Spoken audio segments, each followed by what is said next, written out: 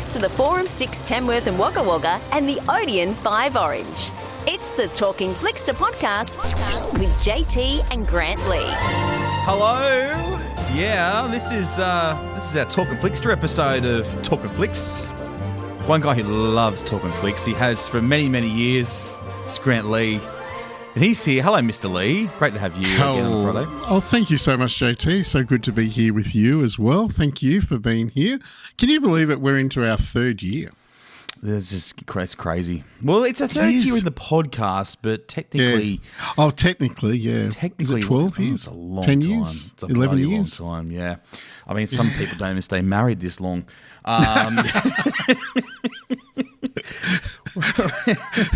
That's so true.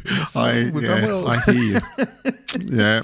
But we used to have so much fun on radio, didn't we? Like when we were doing this on radio, live every week. Oh, live. My goodness. But you know what? We didn't stuff up very often, did we? It was quite rare there'd be any mistakes. No, this whole correct. podcasting thing is so much easier. You know, if you say something, then we can just take it out. Yeah, great. correct. Nobody knows. Which is good. I mean, that's I spent half my time taking all the stuff you say out. One day we'll do a podcast on just what we take out. That's right. We can probably fill over an hour. But welcome on. Now, so the Talkin Flicks, this is where we send one of our listeners off to see a movie. They come on and review it for us and give us their honest thoughts. Today, Mr. Lee, it's not your cup of tea. It's definitely mine, but it's not yours. Lee Cronin's The Mummy. Yeah, look, I love the Mummy franchise, and that's the Brendan Fraser and Rachel Weisz ones. They were so good. They were a bit funny. They were, a bit of action, all that. And as we all know, there is a fourth one coming later in a few years' time. This one is a horror, and when I watched the trailer, it scared the living daylights out of me. Oh, it's lots of jump scares. It is quite creepy, and it's not for the faint-hearted. I will say one thing, though. Reading a lot of reviews, people are getting confused with The Mummy. Yeah. Don't get confused with The Mummy because this is Lee Cronin's version of The Mummy. So, and it's different because rather than having an adult, there's a little girl that's mummified. So there's a lot of things that are very different to a typical mummy film. Please don't go in thinking that that's what you're going to get because it's not. Because this is in a suburb, isn't it? It's not in Egypt.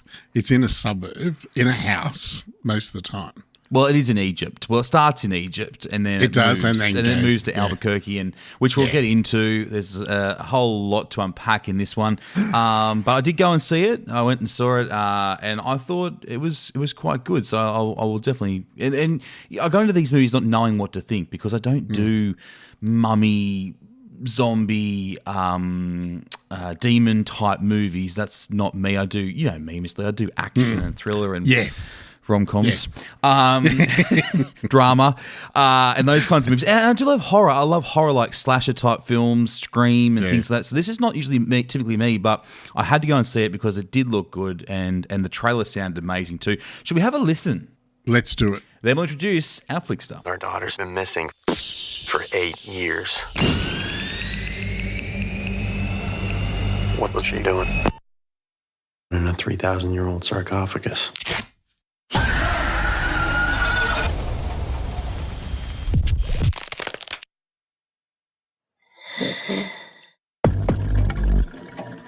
Haiti was never supposed to be found.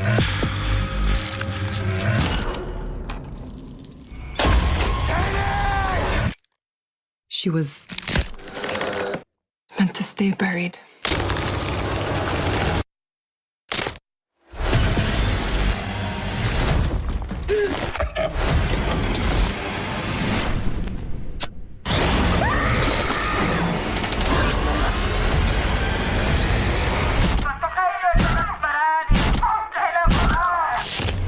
I want to know all the things about you.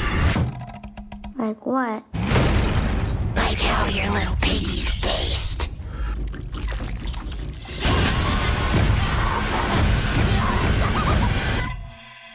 What happened to Katie? Dad?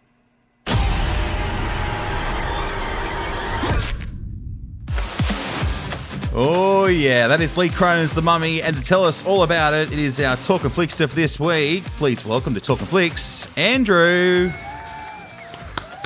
Hey guys, how are you? Hello, mate. This is your Talkin Flicks debut, right? Yeah, sure is. Oh, mate, you are in for a treat. Yeah, everyone who comes on here says how amazing we are. Usually by the end, we're getting compliments. So, and So usually just remember that. Yep. Give us a compliment, you come back. So, yeah.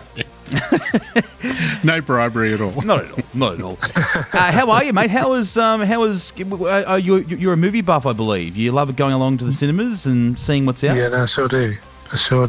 Yeah, no, I definitely do like to go as much as I can. But yeah, no, I definitely enjoyed this one. Well, yeah, let's get into it. Lee Cronin's The Mummy. I went to see this as well. I thought it was quite good. I wasn't too sure what to expect, but I kind of looked, and you heard from the trailer, the sound and some of those jump scares and some of those scenes. They're quite graphic, aren't they? Oh, they sure are. Yeah, just hearing it back now, I'm just like, oh, geez, I didn't realize that was in the trailer. Well, what was your vibe when you walked out of the movie? Were you thrilled, creeped out, or did you just go away feeling like you were entertained? I was definitely entertained. It was definitely it was horror, and it definitely took that to the extremes. Yeah, no, I was definitely. It wasn't just like, oh yeah, like it's another horror movie. It was just like, oh yeah, I had to wince a few times. Ooh, so I'm afraid I don't know whether you know, Andrew, but I do not like horrors, and this sort of mummy horror just doesn't do with me. Because as JT said at the top of the podcast, it's nothing to do or anything like the original ones with Brendan Fraser. This is a horror, and as we know, Lee Cronin is renowned for doing horrors, and so he actually wrote and directed this movie. And also, as well, we'll point out the producers, James Wan, Jason Blum as well. Now, James was involved with The Conjuring, which is, you get those kind of vibes when you do watch this. Also, Insidious as well. And also, he was the co-creator of Saw. So this is a guy who knows his horror films. So, when I heard James Wan was involved in this film. Also, Atomic Monster, I believe, were involved as well in the production of it. So, when you hear those kinds of names, it's going to be fairly good. Oh no, absolutely. I saw his previous movie, Evil Dead Rise, and I wasn't big into those, but I was definitely blown away by that movie. So I was definitely eager to see what he was doing with this one. Would you say the movie leans more into horror, adventure, or something else in between? Because for me, I kind of felt like it had it was obviously horror 100%, but there were some adventure elements to it, weren't there? Because obviously the movie starts in Aswan in Egypt, Cairo there, and then all of a sudden it moves to New Mexico. So and just some of the backdrops and things like that. Like it's if you were a traveler as well, you'd probably recognise some of those places. Yeah, no, definitely. And after watching the movie, I sort of was listening to a different podcast that was with Lee himself, and he was just saying that a lot of the stuff was practical, which is always quite refreshing in a post-CGI world we live in. Definitely lots of different sites, different sort of sets. It was just refreshing to see, I suppose, even using, I think I read that it's the first movie with the mummy that they've got Egyptian actors in, which is quite amazing. Absolutely. So in saying that, what did you feel the setting, because you did mention that too, was the settings and the atmosphere about the movie. So, you said part of it was filmed in Egypt. Would you believe most of it was filmed in Ireland? But, yeah, I know, what are the odds? Which is quite funny. But yeah, what do you think of that? Yeah, no, I was actually quite shocked. Because some of the settings are sort of, sand and everything, and when you think of Ireland, you definitely don't think of that. No. And Jens, when we see a typical mummy movie, they're adults that are mummified, right? And this is where Lee Cronin has completely flipped the switch and changed up the script. We've got a little girl, Katie. Basically, she goes missing into the desert, and when she comes back, that's when things really start to go awry, especially with the mum and dad. That obviously they're so loving and they just want to bring her back into the home. But as you would probably agree, Andrew, things are not quite what they seem, and Katie is definitely not normal. Yeah, no, definitely an understatement there. So why is she not normal? So, what makes her different?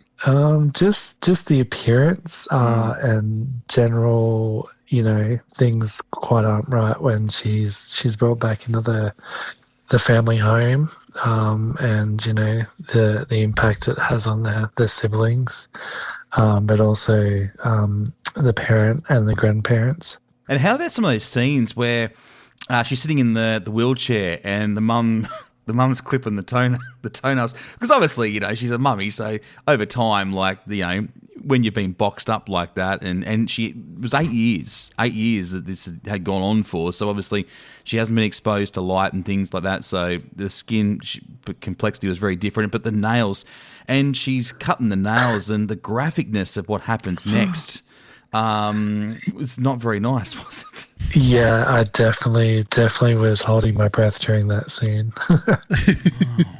That does not sound like something that I would really like, I don't think, even if it wasn't a horror. Lots of blood. If you don't like blood, then this is not the movie for you. There is tons of that. And, I mean, at first, Katie looks like she's going to be okay and you feel, think things are good. No, then what do you reckon happens next, Andrew? Because it's kind of like it kind of goes into like this demon state, right?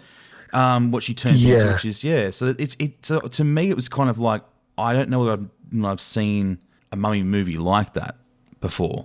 So it's a little bit different to me. No, it's like he was pulling out of his Evil Dead pencil case, just with a few of the elements. And I actually think there's quite a few scenes that could sort of definitely reflect that movie. Just talking about like bathtubs and different things. Something else that was quite surprising too, which I also have not seen in another movie, is we don't often talk about it, but like some of the language that was in this movie as well, coming from one of the young kids, which I did not expect at all. It kind of took me by surprise. Yeah, no, I was definitely like, did she really just... Yeah, I was quite flabbergasted. Won't say the word. We definitely will not say the word on this podcast, but let's just say it couldn't get any worse. And so, again, this possession and what happens when Katie comes home and what she does to the family is kind of how the movie unravels. So, yeah, I think, to me, if you love suspense, you're definitely going to get it right. And I think also, too, if you love I actually thought the ending was quite good too, and I'm not going to say that what happens there, but that was quite a surprise. Were you surprised by the ending? Did you see that one coming? Yeah, definitely. Considering how nihilistic the movie was, I wasn't sure where it was going to end up. I thought it was actually quite a good result in the end. No, absolutely. Yeah.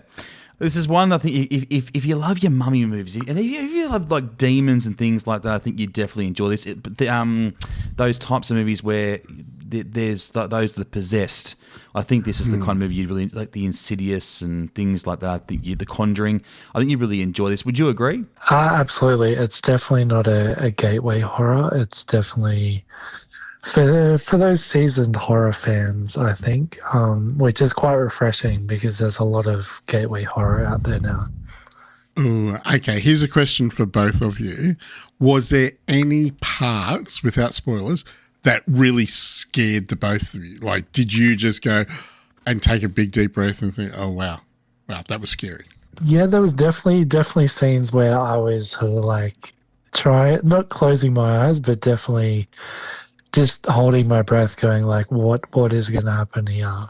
Yeah, I agree. I think it's definitely when like they're in those some of those dark places.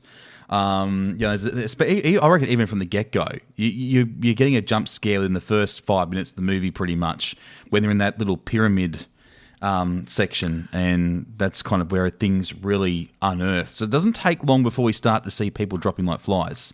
100%. And as you were saying about the sound design, it definitely just keeps you waiting for something to happen. And see, that's a big thing about horror movies. The sound, the music gets you because you think, oh, something, it's building. And then that's what I think that's probably part of it. Another reason why I'm not into horrors, but that does scare the living daylights out of you. When they get that right, whew, it's not good. Yeah, no, well, it definitely goes past 10 with this one. So tell me, did you feel the pacing was okay? So from the start to the finish, the pacing through the whole stages went through okay? I definitely felt the pacing was right. Like there's definitely no scenes where it felt like it was filler. But there were 2 time jumps where I felt like it felt very like, okay, like where are we at now? That felt a little bit off, but other than that, I definitely think that there was no wasted scene. Oh, that's good. So after the movie, when you walked out, was there anything that you really kept thinking about it? And did you have problems sleeping that night? I definitely slept okay. I'm definitely that's good. a seasoned horror fan, so I definitely didn't struggle there. But there was definitely things I was just like, I can't believe they actually did that. I thought that towards the end, there's one scene towards the end where the chaos erupts and everything's chaos, and there were parts in that I didn't get. There were parts where I'm like, why is this person coming back? And I'm looking at it going, this is not what I expected from a mummy film. And I think that's kind of what flipped me a little bit. But look, generally, yeah, I think I look at it and go, I think there was some great scenes in there. That some things didn't make sense, but a lot of it did. So, yeah. Again, as I said before, I think if you like that kind of movie, and even if you are a mummy fan, come along and see something a bit different, with a bit of a twist, I suppose. Yeah, no, for sure. I definitely agree with that. It's definitely a twist on the mythology and stuff. Okay, righto. So what type of person do you think would really enjoy this movie? I know they have to be a horror fan, but is there anyone else that would enjoy that? Yeah, I don't think so. Not with this one. I don't think it's, as I said, it's not a gateway horror where you can just go, it's definitely, I think someone that's not experienced in horror is sort of just going to go, yeah, that's going to be a lot to sort of shake off. Yeah, which is a bit scary. No worries. Well, we've come to that time of the podcast where I head over to the freezer, which, oh God, that sounds something good from the mummy, does it? It does, when it opens. Yeah. So I'm going to go to you, Andrew, first. I'm going to give you 5 choc tops. How many choc tops are you going to give the mummy, Lee Cronin's The Mummy? I am definitely going to give it 4 out of 5 this time. I definitely enjoyed it. Wow, that's impressive. Okay. JT, how many choc tops out of 5 will you give it? Now, this was hard. I've ummed and ahed about this for 3 days. Yeah, I mean, I don't know. I was in 2 minds, and it's by half a point, but half a point makes all the difference, right? Yes, it does. Because I'm looking at it going, it's not a typical me movie, so I'm going to mark it down straight away. But that said, though, I'm going to score it off. I'm going to score it off the fact that I was entertained the whole way through, and I didn't come out regretting going to see it. So I'm going to give it a 4. Wow, that's pretty good. Yeah. From you, I'm saying that's good because, as you said, it's not your type of movie. So I thought it was great. I thought it was great. And in all seriousness, I think it's definitely a movie. And I'm sure there'll be some people that will probably disagree, but I'm definitely sure it's a movie that, would you agree, Andrew, belongs on the big screen? 100%. 100%. That's the best way to go see it. So if you want to go and see a movie this weekend, you want to go and see a horror, you won't be disappointed. You'll come out quite happy. Wow. Well, that's great to hear. Thank you so much, Andrew, for coming on the podcast. That was so good. You were great. I hope to have you back on the podcast soon. JT, thank you so much for helping and going and watching a movie. Can I tell you, I went and watched a movie last weekend, and I actually went and watched Under the Bamboo Sky, which is the soldiers of POW camp of that's a good one. Yeah. Good pick, Mr. Lee. Good pick. Yeah, it was, and especially when there was a cousin of mine that was in it, so he was one of the voices. So, yeah, that was my pick last weekend. So, yeah. Miles apart from the Mummy. Miles apart, gotta say. Yeah, the chalk and cheese. But that is definitely more your kind of movie. Yes. Oh, very much so. Yes. Yes. All right, well, we're getting out of here. I thought we'd jig into the weekend, right? Because this is what we do, right? Yes. And there was a bit of Irish in it. Well, it was filmed in Ireland. In Ireland for most of it, wasn't it? Yeah, so that's why I thought we'd do some Irish music going out. Oh, that's really good. Would you like me to start doing the Irish dancing? Please don't. Please don't. Do not want to ruin my weekend. And we want Andrew to come back. Yes, exactly right. Thank you, Andrew. Have a lovely weekend, mate. Awesome, you too. Thanks, guys. You too, Mr. Lee, and I'll catch you again. We're back next week. How exciting. Yeah, next Thursday. I'll see you then. Heading towards episode 200. We're closing in. How long to go now? It's getting close. Scary, isn't it? All right. I like it. I like it. It's good. Let's go. Have a nice weekend, y'all. We'll catch you next Thursday. Bye for now. Bye. Want to be our next Talking Flickster? Register now at 4of6.com.au or odeon5.com.au. Until next time, we'll see you at the movies.